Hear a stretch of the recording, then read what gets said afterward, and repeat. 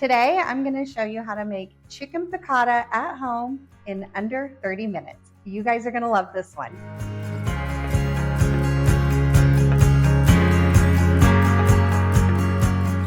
Hi, my name's Christina. I'm with eatingonadime.com. Welcome to my kitchen. I'm so glad you guys are here. Today, I'm going to show you how to make the best chicken piccata at home. So if you've never had chicken piccata before, what it is, it's a light, lemony Mediterranean skillet dish that's made completely on the stovetop, and it's easy to make at home in under 30 minutes. Now, as always, I have linked today's recipe in the description below, so you don't have to worry about writing everything down as I make it today. You can find all the information there, as well as all of our tips, tricks, and nutritional information. So today's recipe is a skillet recipe, but I like to get everything ready and then take it over to the skillet, because once we start cooking on the skillet, it is a higher heat and it goes pretty fast. So you want to get all your ingredients ready first. First, we're going to start with the chicken breast. So for this recipe, I just like using boneless, skinless chicken breast. We are going to fillet it and pound it out. Now, I'm going to link this knife in the description below. This knife is the only knife you need in your kitchen. You can be a great cook with one good knife. My sister and I are always real big advocates. Don't get like a knife set, just get like one high-end knife and you will be great. So on this recipe, you need 2 chicken breasts. Now my pack, the chicken breasts are a little bit smaller, and so it has 3. I'm gonna go ahead and use all 3 today. So for me personally, I like to trim off the fatty pieces. This is completely optional. I do it because it's just not my favorite. I don't like the texture, especially in this recipe. If you like those pieces on the chicken, feel free to leave them on. You do you, boo. And then once they're all trimmed up, these are looking pretty good, we're going to fillet these, which means we're going to cut them in half lengthwise. The best way to do this is to hold your chicken down flat with one hand, and then with the other hand on the knife, just cut it in half lengthwise. To make a classic chicken piccata, you do need thin slices of chicken breast. So this is the best way to get that. Okay, so I just wanted to show you up close. Just hold it down with one hand and gently cut it in half with your knife. Now it always gets a little bit harder on the thinner end, so just do the best possible. And you can turn that chicken and get both sides if you would like. You want 2 skinnier chicken breasts. Now that they're all sliced, we are going to pound them out so that they're all the same thickness. Again, you want these to be thin chicken breasts, so you're looking for about a 1/2 inch thickness.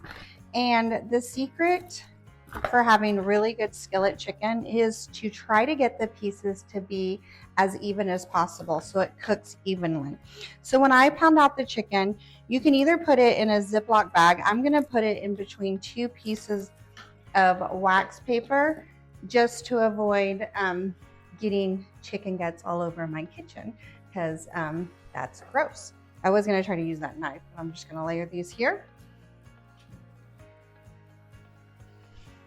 You want to put 1 piece of wax paper down, then put another one on top.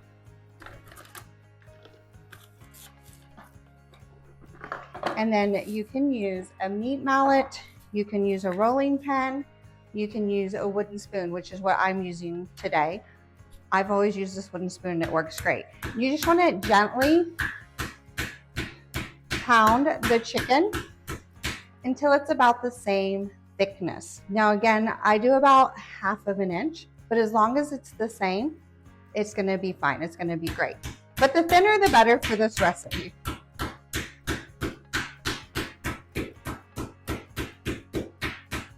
Perfect. So we got all the chicken guts cleaned up. Don't worry, I know it's stressful to watch people handle raw chicken, but it's all cleaned up. So now we're going to make our breading for the chicken. Chicken piccata has a very light breading on it, just to give it that crispy flavor when you put it in the skillet. So to make that breading, we're going to start with a 1/2 cup of all-purpose flour. Then we're going to add in a 1/2 teaspoon salt and pepper and a 1/4 teaspoon of garlic powder. And you're just wanting to stir that to completely combined all the ingredients. Now I like to put it in a shallow bowl that's big enough for the chicken to go in, just so it's easy to coat. If you don't have a shallow bowl, you can use like a rimmed plate, as long as it's going to hold the flour in there and not fall off. That'll work great, because you're just wanting to coat it slightly and get that flour on there. It adds a lot of flavor when we later go to pan fry the chicken. Okay, so now that it's all mixed up, what we're going to do is just take that filleted chicken breast, look how nice and thin that is, guys, and dip it right into the chicken. I just press it down to make sure it gets the flour, and then toss it over to get the other side. Now I braid mine all at once, and I have like a plate with the raw chicken, and then I'm gonna put the breaded chicken on a new plate, just so I can keep them straight. So we'll get all of these coated before we head over to the skillet. So you just press it in there. I just use the tongs to press it down and then just coat it. And you can sprinkle some flour around if you see some bare spots as well. It doesn't have to be perfect. You just want it on both sides. So the chicken is breaded and ready to go. We're going to go ahead and set that aside, and I want to get all the other ingredients ready. Like I said at the beginning, I like to get everything out, and I usually put it right here by my stovetop. So when we go to the stovetop and we start cooking, it all goes pretty quickly. Now for classic chicken piccata, it's a light American Italian dish, and it has a delicious lemony butter sauce. So you need some good butter and good lemon. I recommend you use real butter and real lemon for the best flavor. So for this recipe, we will need lemon juice. I'm going to measure it out. So I'm going to go ahead and juice it in this bowl so I can measure it out over by my stovetop. This lemon juicer is a game changer. I'm going to link it in the description below for you. You get so much more juice out of your lemon. It's awesome. We're just going to go ahead and juice this right in the bowl. I only need about a tablespoon. So I think a half is going to be sufficient. Looking at it, it looks great. So I'm going to, ooh, and it smells amazing, guys. I'm going to go ahead and juice that and set that aside. The butter, we need 4 tablespoons. I got that ready and it's set aside as well. And now we need a little bit of lemon zest as well. So lemon zest is actually the rind on the lemon, and it's just grated. Now on my cheese grater, the back works great for a lemon zester, or even the side, because it's a little bit smaller and it's an easy way to get the lemon zest. Now you're going to get a stronger lemon flavor when using the zest, so that's why we like to use it. It does have like a strong bitter flavor, so we don't use a ton. I'm just going to zest the other half that I didn't juice just by running the skin of the lemon onto that small cheese grater side. And sometimes I have to use my hand and just grab it and dump it into the bowl, and that's perfectly fine. Don't worry, y'all. I'll wash my hands after that chicken. I know you're stressed about it. Now, once it starts getting white like this, you want to rotate to a different side of the lemon, because it's that yellow part that has the most flavor. You don't want to zest that white part of the lemon. It just doesn't taste as well. So I just kind of go around and zest it all, and that way I have a lot to pick from when it comes to cooking. Okay, the lemon zest is all ready to go by the stovetop. The only other things we need to get ready is the capers and the chicken broth and white wine if you're choosing to cook with the white wine. So first, let's start with the capers. So capers are, I don't really know what they are like technically. It's definitely from a plant. It tastes, I was telling my husband, because he's helping me film today, he was like, what do these taste like? And I'm like, they're very salty. It kind of has a resemblance of a green olive, but I'm not a huge fan of a green olive, but I like capers. They add a ton of flavor. So cook with them even if you don't like them, and you can always just not eat them and still get the flavor in the sauce. So you need 2 tablespoons drained. I went ahead and drained my whole jar just so I wouldn't have to worry about it. And I'm going to get the capers in a little dish. So it's not a ton. 2 tablespoons is not a ton. It's just enough to give it that salty flavor. Perfect. And the only other thing you need to decide is whether or not you're going to use white wine to cook with. So here's a couple of options for you guys. You can use a good, delicious, dry white wine. I'm going to use this today. It's a Sauvignon Blanc. It's going to be amazing. The alcohol cooks off, so you don't have to worry about serving it to kids and all of that, and you still get the flavor. Now you can also use a white cooking wine as well if you prefer. I've used this in the past and it tastes great as well. Now I prefer a real wine, but this is a good substitute. If you are not comfortable with either of these, that's completely fine. Just use extra broth, and that's fine as well. We're going to do 1 cup chicken broth and a 1/2 cup white cooking wine. So you got 3 options here: wine, cooking wine, or the broth. Okay, I think we got everything ready. Let's head on over to that stovetop and let's get this chicken cooking. All right, welcome to my stovetop. So first you want to melt about 1/2 of the butter in a large skillet over medium-high heat. Once that gets nice and brown, or nice and melted, sorry, we're going to start browning the chicken. Once the butter is completely melted, go ahead and add that coated chicken to the pan. Now the secret is you do not want to crowd the pan, so it's okay to brown this chicken in batches. You want all the chicken to be able to lay flat in the pan to get a nice sear all around the chicken. So on mine, I'm probably going to have to do 2 batches, and that's going to be fine because it's going to give me the most flavor.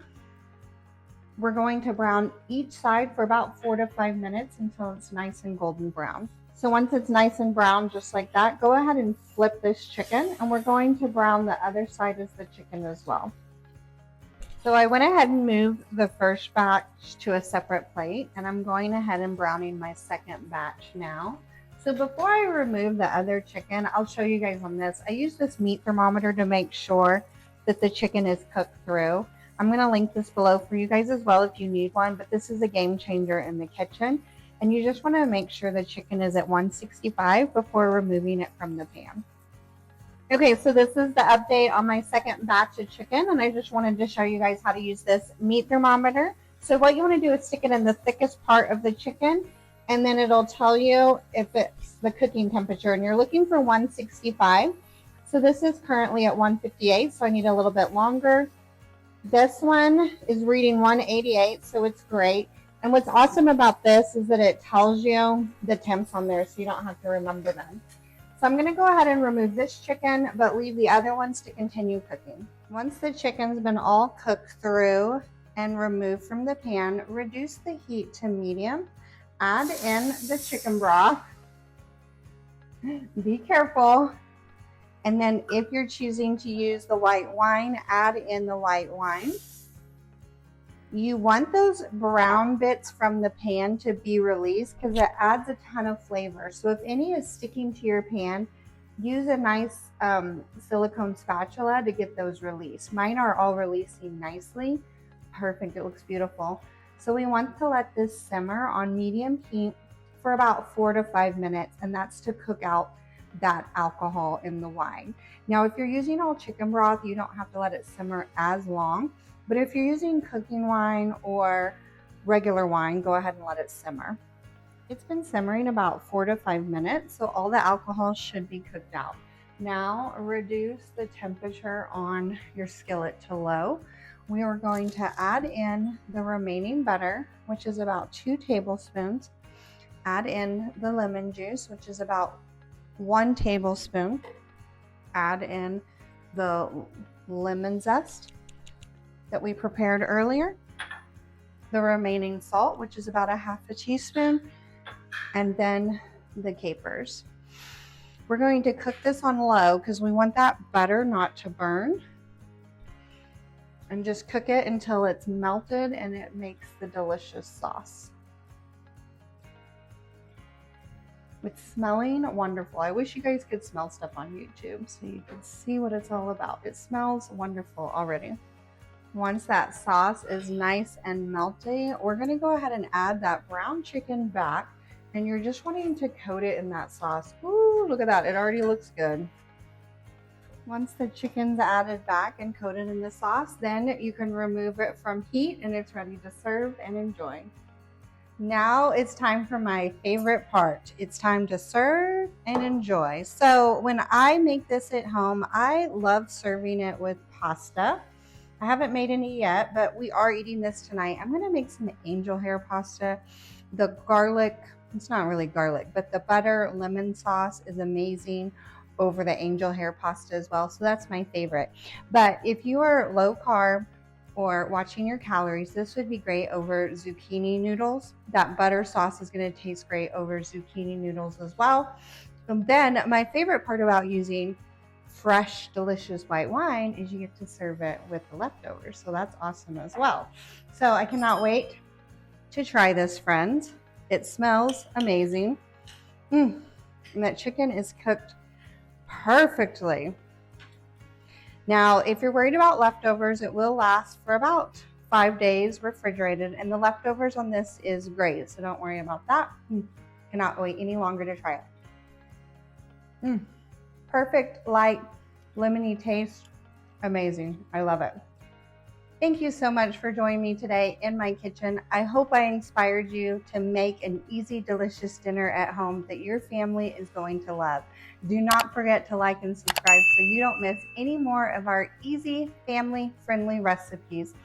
And I will see you next time. I'm going to dip this in that butter sauce because it's so good. I will see you guys next time in my kitchen. Bye, friends. Happy cooking.